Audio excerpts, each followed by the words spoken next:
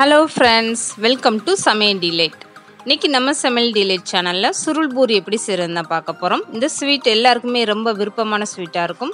வீடியோக்குள்ள போறதுக்கு முன்னால நீங்க இன்னும் Samayaldelight சேனலை சப்ஸ்கிரைப் பண்ணலைனா மறக்காம சப்ஸ்கிரைப் பண்ணுங்க. இப்போ வாங்க சுருள் பூரி எப்படி செய்யறதுன்னு பார்க்கலாம்.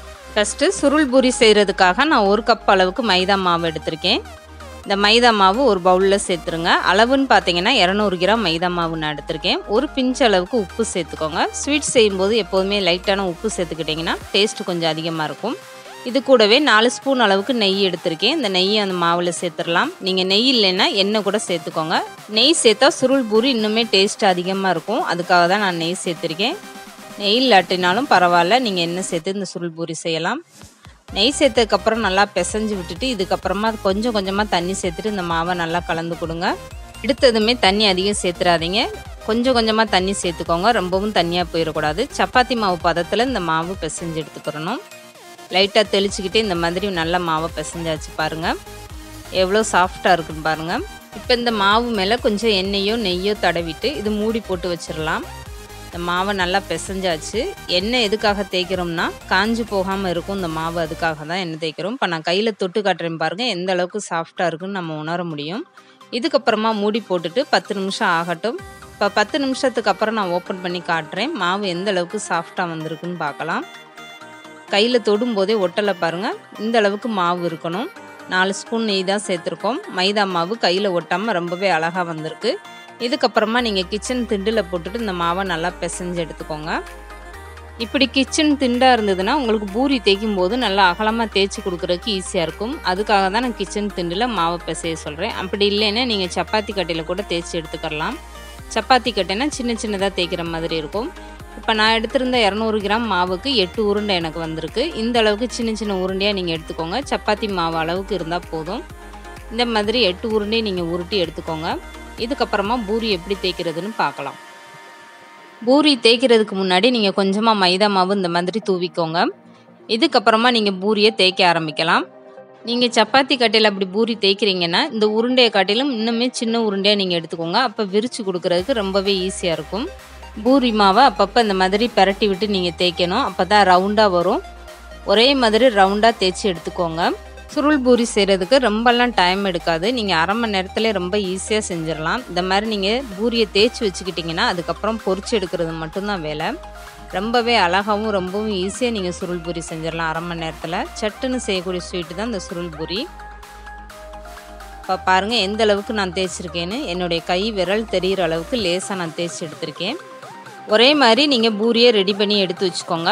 இதுக்கப்புறமா ஒரு பூரி மாவை கீழே விரித்து விட்டுக்கோங்க. நான் கொஞ்சமாக நெய் எடுத்திருக்கேன். இந்த நெய்யை கொஞ்சமாக மேலே அப்ளை பண்ணி விடுங்க. நெய் இல்லைன்னா நீங்கள் எண்ணெய் இந்த மாதிரி அப்ளை பண்ணி விட்டுக்கரலாம். நெய் தடவிட்டு இதுக்கு மேலே கொஞ்சமாக மைதா மாவை தூவி விடணும். லேசாக அந்த அளவுக்கு அப்ளை பண்ணிங்கன்னா போதும். இதுக்கு மேலே லைட்டாக இந்த மாதிரி மைதா மாவை தூவி விட்டுட்டு கையை வச்சு லேசாக தேய்ச்சி விட்டுருங்க. இதுக்கு மேலேயும் இன்னொரு பூரி மாவை எடுத்து இந்த மாதிரி விரித்து விட்டுருங்க. இதுக்கப்புறம் இன்னும் கொஞ்சம் நெய்யை எடுத்து இந்த மாதிரி லைட்டாக அப்ளை பண்ணி விட்டுருங்க. இது மாதிரி 4 பூரியை ஒன்றா விரித்து விடணும். இப்போ 2 விரிச்சிருக்கோம். இதுக்கு மேலே கொஞ்சமாக மைதா மாவு சேர்த்துட்டு லைட்டாக கையை வச்சு அப்ளை பண்ணி விட்டுறலாம். பூரி தேய்க்கும் போது ஒரே அளவாக அந்த மாதிரி நீங்கள் தேய்ச்சி எடுத்துக்கிட்டிங்கன்னா தான் அடுத்தடுத்து பூரி விரிக்கும் போது ஒரே ரவுண்டாக பார்க்குறதுக்கு அழகாக இருக்கும். பூரி சுருட்டுறதுக்குமே ரொம்ப ஈஸியாக இருக்கும். இப்போ 3வது பூரியை விரித்து விட்டுறலாம். 2 பூரி விரிச்சிருக்கோம். இதுக்கு மேலே 3வது பூரியை விரிச்சிட்டு இதுக்கு மேலே நீங்கள் அதே மாதிரி நெய் தடவிட்டு கொஞ்சமாக மைதா மாவை நீங்கள் அப்ளை பண்ணணும். மைதா மாவு சேர்த்துட்டு இதுக்கு மேலே இப்போ 4வது பூரியை விரிச்சு விட்டாச்சு. இதுக்கு மேலே கொஞ்சமாக நீங்கள் நெய் தடவிக்கோங்க. இப்போ நம்ம விரிச்சு விட்டுருக்க எல்லா பூரியும் ஒரே சைஸில் தான் இருக்குது. இதுக்கு மேலே கொஞ்சமாக நெய் இந்த மாதிரி அப்ளை பண்ணிவிட்டு கொஞ்சமாக இது மேலே மைதா மாவை தூவிட்டு இதுக்கப்புறம் நீங்கள் சப்பாத்தி கட்டையை வச்சு தேய்ச்சி எடுக்கணும். 4 பூரி ஒன்றா சேர்த்துருக்கனால கனமாக இருக்கும். இதுக்கப்புறமா இந்த மாதிரி சப்பாத்தி கட்டையை வச்சு இப்படி லேசாக தேய்ச்சி கொடுங்க. அப்பப்போ இந்த மாதிரி லேசாக எடுத்து விட்டுட்டு நீங்கள் தேய்ச்சிங்கன்னா ஒரே சைஸாக ரவுண்டாக வரும். அதுக்காக தான் இந்த மாதிரி எடுத்து விட்டுட்டு தேய்க்க சொல்கிறேன். இப்போ பாருங்கள் பூரி எந்த அளவுக்கு அகலமாக தேய்ச்சிருக்கோம்ண்டு. நல்லா இந்த மாதிரி தேய்ச்சி கொடுத்துட்டு இதுக்கப்புறமா பூரியை சுருட்டி கட் பண்ண போகிறோம். கனமாக இல்லாமல் நீங்கள் கொஞ்சம் லேசாக தேய்ச்சி எடுத்துக்கிட்டிங்கன்னா பூரி அந்தளவுக்கு மொறு மொறுன்னு நல்லாயிருக்கும் பொரிச்சு எடுக்கும்போது. ஈஸியாகவும் வேகும் எண்ணெயில் பொரிக்கும் போது. அதுக்காக தான் நல்லா லேசாக தேய்ச்சிக்க சொல்கிறேன். இப்போ 4 பூரியும் சேர்த்துட்டு இந்த மாதிரி நல்லா லேசாக எவ்வளோ அகலமாக தேய்ச்சாச்சு பாருங்கள். இப்போ நான் பூரியை கையில் எடுத்து காட்டுறேன் எந்த அளவுக்கு நான் லேசாக தேய்ச்சி எடுத்திருக்கேன்னு. இதுக்கப்புறமா மேலே கொஞ்சமாக நீங்கள் நெய் தடவிக்கோங்க. இப்படி லேசாக நெய்யோ எண்ணெயோ தடவிக்கிட்டிங்கன்னா பூரியை சுருட்டும் போது நல்லா ஒட்டிக்கிறோம், பிரிஞ்சு வராது. அதுக்காக தான் இந்த மாதிரி லைட்டாக அப்ளை பண்ண சொல்கிறேன். இதுக்கப்புறம் இந்த மாதிரி லேசாக எடுத்து மடித்து விடுங்க. இந்த மாதிரி லைட்டாக அப்படியே உருட்டி கொடுத்துக்கிட்டே வரணும். சுருள் பூரி நீங்கள் உருட்டும் போது கொஞ்சம் பொறுமையாகவே நீங்கள் இந்த மாதிரி உருட்டுங்க, அப்போ தான் உருட்டுறதுக்கு அழகாக வரும். இதுக்கப்புறம் பாருங்கள் எவ்வளோ அழகாக உருட்டுறதுக்கு வருதுன்னு. ஆரம்பத்தில் நீங்கள் உருட்டும் போது மட்டும் கொஞ்சம் பொறுமையாக நீங்கள் செஞ்சிட்டிங்கன்னா போதும். அதுக்கப்புறம் சுருள் பூரி ரொம்பவே அழகாக வந்துடும். இப்போ சுருள் பூரி இந்த மாதிரி சுருட்டி எடுத்தாச்சு. இதுக்கப்புறமா இந்த ஓரத்தில் நீங்கள் கொஞ்சமாக தண்ணி சேர்த்துட்டு மாவை ஒட்டிக்கிறணும். சுருள் பூரி பிரிஞ்சு வராமல் இருக்கிறதுக்காக தான். கொஞ்சமாக அந்த மாதிரி ஒரு விரலில் நீங்கள் தண்ணி தொட்டு லேசாக மாவு மேலே அப்ளை பண்ணிங்கன்னா போதும். மைதா மாவு நல்லாவே ஒட்டிக்கிடுச்சு. இதுக்கப்புறமா லேசாக அந்த மாதிரி உருட்டிட்டு இதுக்கப்புறமா நீங்கள் கத்தியில் சின்ன சின்ன பீஸாக கட் பண்ணிக்கிறணும். பூரி எந்த அகலத்துக்கு உங்களுக்கு வேணுமோ அந்த அளவுக்கு நீங்கள் கட் பண்ணி எடுத்துக்கலாம். இப்போ நான் பூரியை கட் பண்ணி காட்டுறேன் பாருங்கள். ஃபஸ்ட்டு இந்த ஓரத்தை கட் பண்ணி எடுத்துக்கலாம். இந்த மாதிரி எடுத்துட்டு இப்படி சின்ன சின்ன பீஸாக நீங்கள் கட் பண்ணி எடுத்துக்கோங்க. இதே மாதிரி எல்லா சுருள் பூரி நீங்கள் ரெடி பண்ணி வச்சுக்கிட்டிங்கன்னா பொரிச்சு எடுக்கும்போது ரொம்ப ஈஸியாக இருக்கும். இப்போ இந்த பூரியை இப்படியே நம்ம பொரிக்க போகிறது கிடையாது. இப்போ பாருங்கள் எவ்வளோ லேயராக அழகாக இருக்குண்டு. இதுக்கப்புறமா இந்த பூரி எப்படி பொரிச்சு எடுக்கிறதுன்னு பார்க்கலாம். இப்போ ஒரு பூரியை இந்த மாதிரி கீழே வச்சுட்டு ஒரு விரல்னால நீங்கள் இப்படி லைட்டாக ப்ரெஷ் பண்ணிங்கன்னா போதும்.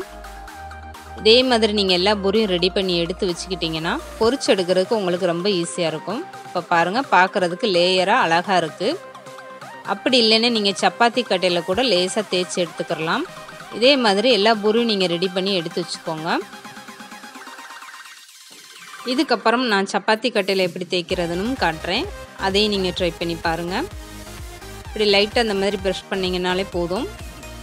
இப்போ நான் கையில் எடுத்து காட்டுறேன் எந்த அளவுக்கு அழகாக இருக்குன்னு பாருங்கள். சுருள் பூரி ரொம்பவே அழகாக இருக்குது. இதே மாதிரி எல்லாத்தையும் நீங்கள் ரெடி பண்ணி எடுத்து வச்சுக்கோங்க. இதுக்கப்புறமா சப்பாத்தி கட்டையில் நான் ஒன்று தேய்ச்சி காட்டுறேன். இப்போ ஒரு பூரி மாவை அந்த மாதிரி கீழே வச்சுட்டு லேசாக அந்த மாதிரி தேய்ச்சிங்கன்னா போதும், ரொம்பவும் அழுத்தி தேய்க்க வேண்டாம். இப்போ நீங்கள் சுருள் பூரி இப்படியும் தேய்ச்சி எடுத்து வச்சுக்கலாம். நான் இன்னொரு பூரி எப்படி தேய்க்கிறதுன்னு காட்டுறேன் பாருங்கள். ரொம்பவும் லேசாக தேய்ச்சிட்டிங்கன்னா பூரி வந்து நல்லா உப்பி வராது. அதுக்காகத்தான் லேசாக இந்த மாதிரி லைட்டாக தேய்ச்சிங்கன்னா போதும். இப்போ இன்னொரு பூரி எப்படி தேய்க்கிறதுன்னு பார்த்தாச்சு. இந்த பூரி எவ்வளோ அழகாக லேயராக இருக்குது பாருங்கள். இதுக்கப்புறமா ஜீனி பால் எப்படி ரெடி பண்ணுறதுன்னு பார்க்கலாம். இப்போ ஜீனி பால் காய்ச்சறதுக்காக ஒரு பாத்திரத்தில் 1/2 கிளாஸ் அளவுக்கு தண்ணி சேர்த்துக்கோங்க. எந்த கப்பில் மைதா மாவு எடுத்தோமோ அதே கப்பில் 1 கப் அளவுக்கு நான் ஜீனி சேர்த்துருக்கேன். இந்த ஜீனி நல்லா கரைஞ்சி வரட்டும். கம்பி பதம் தேவையில்லை, இதுக்கு பிசுபிசுப்பு தன்மை இருந்தால் போதும், ரொம்பவும் கம்பி பதம் தேவையில்லை. குலோப் ஜாமுக்கெலாம் நம்ம எப்படி ஜீனி பால் ரெடி பண்ணுவோமோ அந்த அளவுக்கு இருந்தால் போதும். இப்போ பாருங்கள் கரண்டியில் எடுத்து ஊற்றும் போது இப்படி இருக்கணும். ஜீனி பால் அப்படி கம்பி பதத்துக்கு வர விட்டுட்டிங்கன்னா இப்போ பூரிக்குள்ளே அந்த ஜீனி பால் இறங்காது, இனிப்பு கொடுக்காது. அதுக்காகத்தான் அதுக்கு முந்தின ஸ்டேஜில் நான் ஸ்டவ் ஆஃப் பண்ண சொல்கிறேன். இப்போ கையில் எடுத்து காட்டுறேன் பாருங்கள். ஜீனி பால் இந்த அளவுக்கு இருக்கணும். இப்போ கரெக்டான பதமாக இருக்குது, கம்பி பதம் இல்லாமல் கரெக்டான பதமாக இருக்குது. இதுக்கு மேலே நீங்கள் கொஞ்சமாக எலும்பிச்சம்பழம் புழிஞ்சு விட்டுக்கோங்க. இது வந்து சர்க்கரை பால் வந்து முறியாமல் இருக்கிறதுக்காக. நீங்கள் எலும்பிச்சம்பழம் புளியும் போது ஸ்டவ் ஆஃப் பண்ணிவிட்டு புளிங்க, இல்லைன்னா கசப்பு கொடுக்க ஆரம்பிச்சிடும்.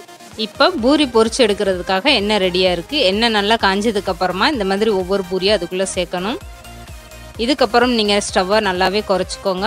ஸ்டவ்வை ஃபுல்லாக வச்சுக்கிட்டிங்கன்னா பூரி நல்லா வெளியில் செவந்துடும், உள்ளே பார்த்தீங்கன்னா மாவு அப்படியே இருக்கும். அதுக்காக தான் ஸ்டவ்வை நல்லா குறைச்சி வச்சுட்டு மிதமான தீயில நீங்கள் இதை பொரிச்சு எடுக்கணும். இந்த மாதிரி லேசாக அப்பப்போ பரட்டி விட்டுக்கிட்டே இருங்க. பூரி நல்லா செவந்து வரணும், அப்போ தான் கிறிஸ்பியாக சாப்பிடும்போது அந்த ஸ்வீட்டு நல்லா டேஸ்ட்டாக இருக்கும். இந்த பூரியை பொரிச்சு எடுக்கல மட்டும் கொஞ்சம் டைம் ஆகும், நீங்கள் பொறுமையாகவே பொரிச்சு எடுங்க. ஸ்டவ்வை மீடியமாக வச்சுக்கிட்டே இந்த மாதிரி பொரிச்சு எடுக்கணும். இப்போ பாருங்கள் பூரி ஓரளவுக்கு நல்லாவே கலர் சேஞ்ச் ஆயிடுச்சு, இன்னுமே நல்லா செவந்து வரட்டும். இப்போ எண்ணெயில் போட்டதுமே இந்த பூரி பிரிஞ்சு வராமல் எவ்வளோ அழகாக லேயராக பார்க்குறதுக்கு அழகாக இருக்குது பாருங்கள். இப்போ நல்லாவே பூரி பொரிஞ்சு வந்துருச்சு, கலர் ரொம்பவே நல்லா சேஞ்ச் ஆயிடுச்சு பாருங்கள். இந்த அளவுக்கு செவந்ததுக்கப்புறமா நீங்கள் பூரியை எண்ணெயிலேருந்து வெளியே எடுத்துருங்க. இப்போ உடனே ஜீனி பாலில் நீங்கள் இந்த பூரியை சேர்த்துருங்க. ஜீனி பால் சூடாகவே இருக்கணும். அப்போ தான் உடனே போட்டதுமே பூரிக்குள்ள அந்த ஜீனி பாலை இழுக்கும். ஜீனி பாலில் நீங்கள் சுருள் பூரி சேர்த்ததுமே உடனே நீங்கள் எடுத்துடணும். ரொம்ப நேரம் நீங்கள் ஊற விட்டுட்டிங்கன்னா சுருள் பூரி ரொம்ப சாஃப்டாயிரும், கிறிஸ்பியாக இருக்காது. சுருள் பூரி சாப்பிடும்போது கிறிஸ்பியாகவும் உள்ள ஜீனி பாலும் இறங்கியிருக்கணும். அதுக்காக தான் சூடான ஜீனி பாலில் உடனே சுருள் பூரியை நான் சேர்க்க சொல்கிறேன். இப்போ சுருள் பூரி போட்டு 2 செகண்ட் ஆயிடுச்சு. இதுக்கப்புறமா நீங்கள் எடுத்துடலாம். நல்ல ஜீனி பாலை வடிகட்டிட்டு நீங்கள் எடுத்துருங்க. இதே மாதிரி நீங்கள் எல்லா சுருள் பூரியும் ரெடி பண்ணி எடுத்துக்கோங்க. உங்களுக்கு ஏலக்காய் டேஸ்ட்டு பிடிக்கும்னா நீங்கள் ஜீனி பாலில் ஏலக்காவும் சேர்த்துக்கோங்க. ரொம்பவே டேஸ்டியாக இருக்கும் சுருள் பூரி. இப்போ ரொம்பவே ஈஸியாக சுருள் பூரி எப்படி செய்யறதுன்னு இன்றைக்கி நம்ம வீடியோவில் பார்த்துருக்கோம். இந்த வீடியோ பிடிச்சிருந்தா லைக் பண்ணுங்கள், ஷேர் பண்ணுங்கள். மறக்காமல் சமையல் டிலைட் சேனலை சப்ஸ்கிரைப் பண்ணுங்கள்.